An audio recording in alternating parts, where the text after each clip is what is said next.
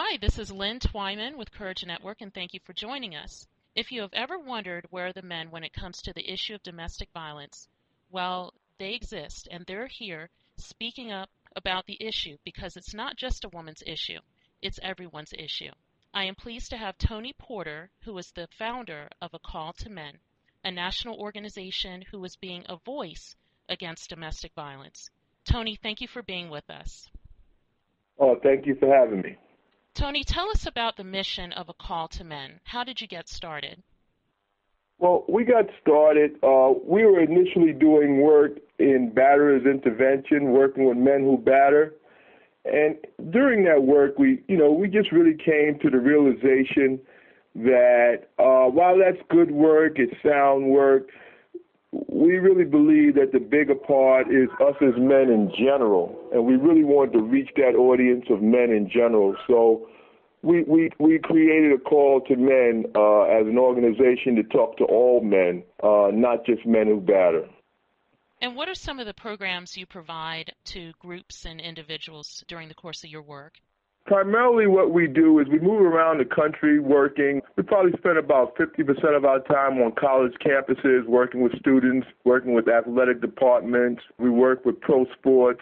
We work with wherever there are men, military, youth organizations. Our job is primarily to engage men, to motivate men, to get men enthusiastic around this issue, men's responsibility for ending domestic and sexual violence. We also provide technical assistance to organizations that have men's programs, the youth organizations, wherever there are boys and men, and their goal is to engage boys. We participate and provide technical assistance and ways and how to do that. Well, that's great, Tony. And your organization focuses mostly on men. And it's not to say that women can't be instigators of domestic violence, but why is domestic violence so prevalent among men? Well, they say about 95% of perpetrators of domestic violence are men. The primary reason for that is domestic violence in of itself is rooted in a patriarchy, is rooted in sexism, is rooted in a culture that supports male domination, male privilege. You know, our socialization as men, if you think about us as a country and its origin, women were the property of men. While that's no longer the case, we still tolerate that thinking in our communities. So when you come from that perspective that men have ownership over women, you will then see where domestic violence is prevalent. We're working really out of a patriarchy, out of a system of male domination that says she belongs to him and that she's his property and that he can do pretty much with his property as he chooses. Have you found during the course of your work that men are open and receptive to the message that you are sharing about changing attitudes and perceptions about ownership and about manhood in general?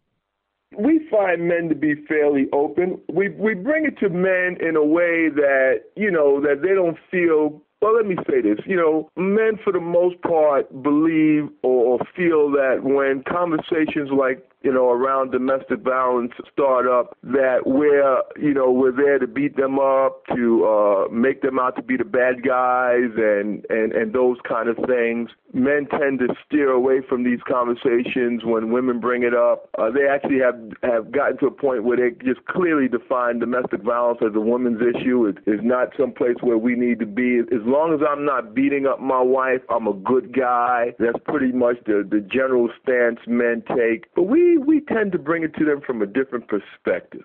See, we see domestic violence and the work of men more than just domestic violence prevention. It's really about us becoming healthy men. So we look at it from a perspective of what we call concepts of healthy manhood. So we talk to men about being good men in general. We talk to men from a perspective of the world they would like to see for their daughters. How would they like to see men acting and behaving as it relates to their daughters, particularly if they have young daughters, when their daughters come of age? How would they like to see us as men acting and behaving? We try to be very purposeful and strategic in what we call reaching in and grabbing his heart.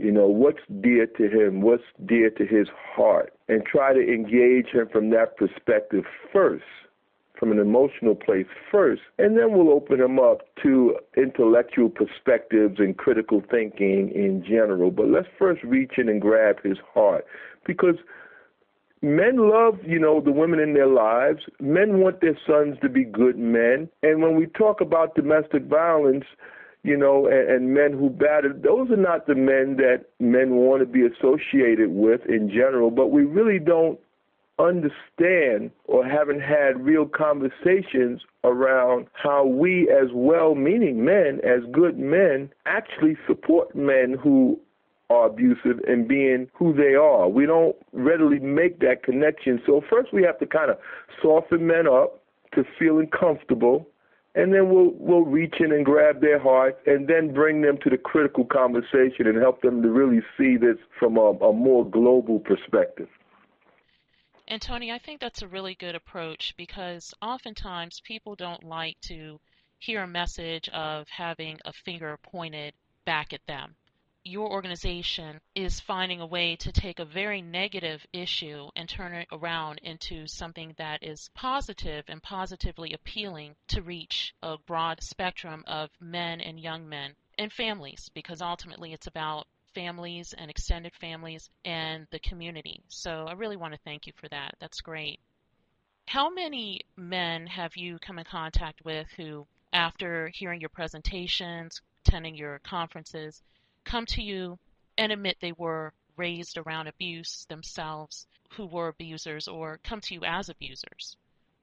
Well, most of the men that we work with are men who we would not readily define as men who abuse. Remember now, we don't really focus on the men who abuse. We focus on the rest of us. See, we believe that well over 3/4 of men don't abuse. Well over 3/4 of men don't assault. But at the same token, we don't do anything about those who do. Those who do rely on us to stay true to the rules. We call it the man box, the rules of the man box, which has taught us to remain silent, to mind our business, that that's his business, that that's his wife, which in essence means that's his property, and he can do with his property as he chooses. As long as I'm good to my wife and I don't act that way, then I don't have any responsibilities. For the most part, that's our audience. And our work is engaging men that we do have a responsibility, and that domestic violence, sexual violence will not end without we as well-meaning men, as good men, becoming part of the solution. So that's usually our audience, men who don't abuse. But from within that audience of men who don't abuse, we have many men who will come forward and say, my dad was an abuser, or my sister was abused. Or my best friend in college, her mother was abused, so every man knows someone who was abused. So he's affected or affected by it. Now, do we normally have men who come and say, I'm currently an abuser? No. We'll have men, though, that will come and say, I used to abuse and I learned not to. And it's messages like yours that help and encourage me, not to, that I learned that abuse is a choice, and I can make the choice to abuse, and I can make the choice not to abuse, and I've learned to live, as a healthy man today. So for the most part, those are the combinations of men that we spend time with. We know that there are always men in the room who do abuse. Our message, in some respects, challenges them to rethink their behavior, but not normally will they come out right at that moment and say, I'm an abuser. We really don't believe men who are abused. Now, hear me on this. Digest this for me before you just take it, from what I'm saying off the surface. But we really don't believe men who abuse are the problem. Now, we know they're doing terrible things, so we're not. We're clear about that. But we believe we who don't abuse, that we're the bigger problem. Because men who abuse, and this is the piece I really need you to hear me on, men who abuse, they can't be who they are absent of us. They rely on those of us who don't abuse to be who they are. See, we far, far outnumber them. See, we as well-meaning men, as good men, as righteous men, if we ever truly said enough is enough, we're not going to tolerate it anymore in our communities, Men who abuse would have to stop. They would really have no choice in the matter.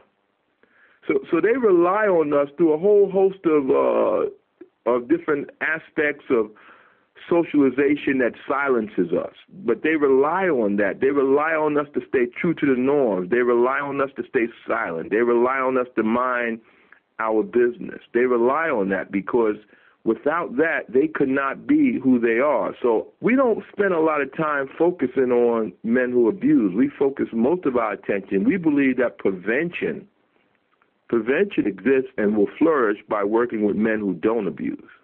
And Tony, I clearly hear you on that. You're absolutely right. It's a silence of well-meaning people that allows bad things to continue and to happen. Because if we don't speak up when we see something wrong going on in front of our eyes, that's just like almost like agreeing with it.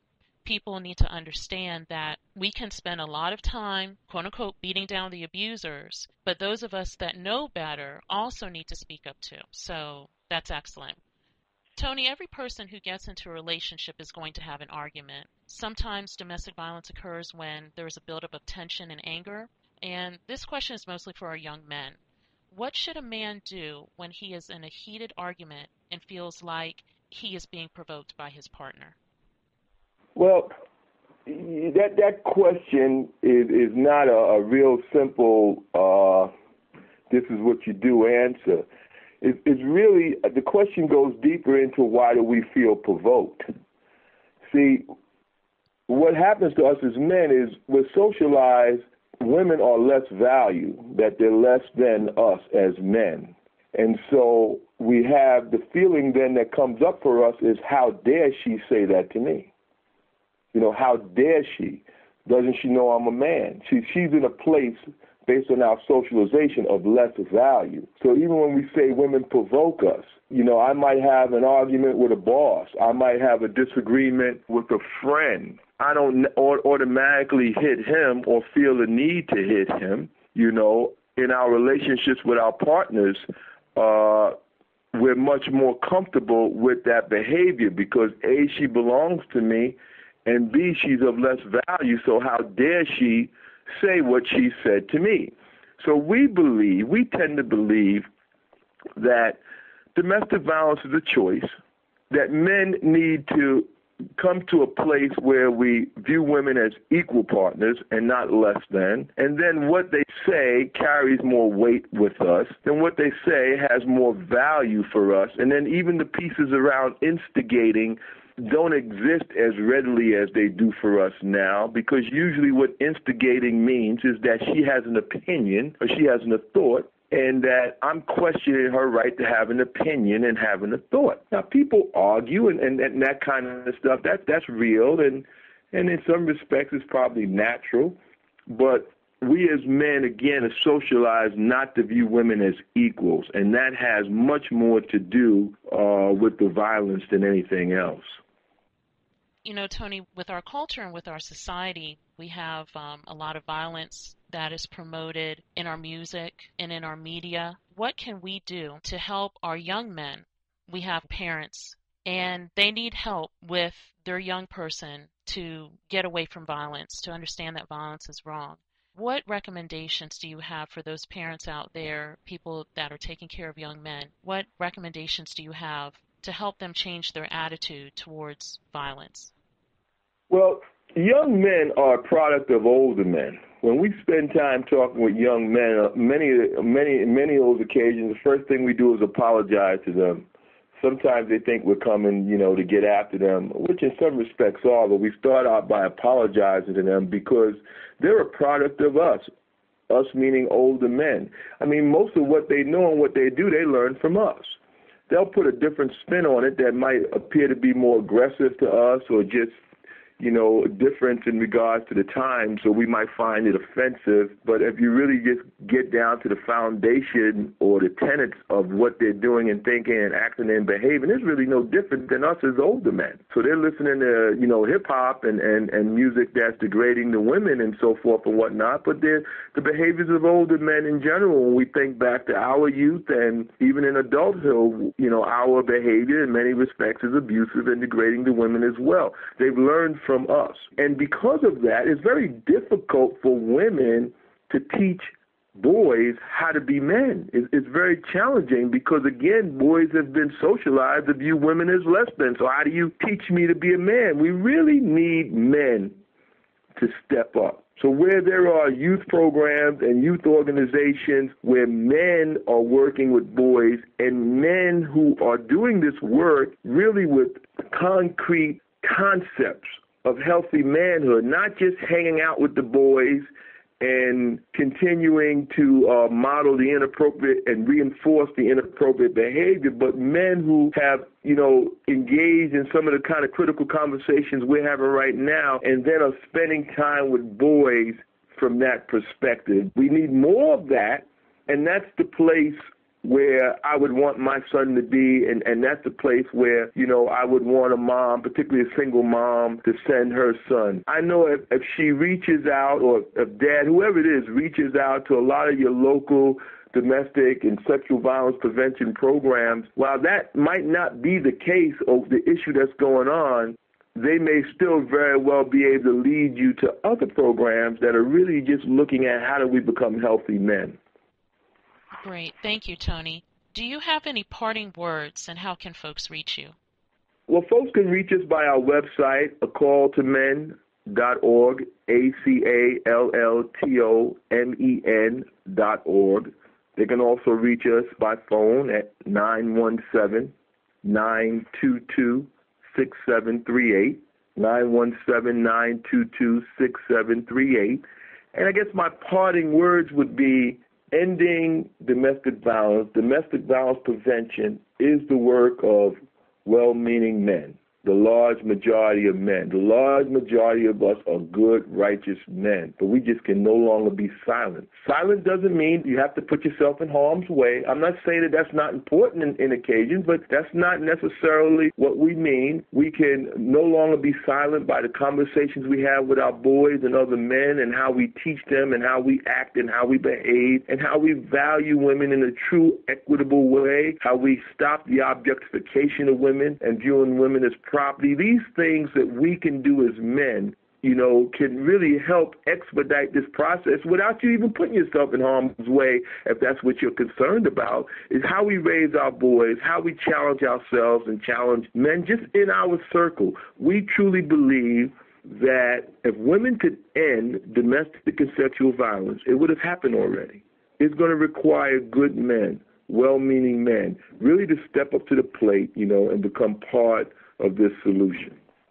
That's a really good point, and words very well taken and received, Tony. Thank you so much. Thank you. Thank you, Lynn, for having me. Again, the site is www.acalltomen.org. I encourage you to visit the site and learn more about A Call to Men, their upcoming conferences, and special events to help the community understand domestic violence. For our listeners, thank you for joining us. This is Lynn Twyman with Courage Network. Our website is www.couragenetwork.com, where we're building courage by working together. Take care.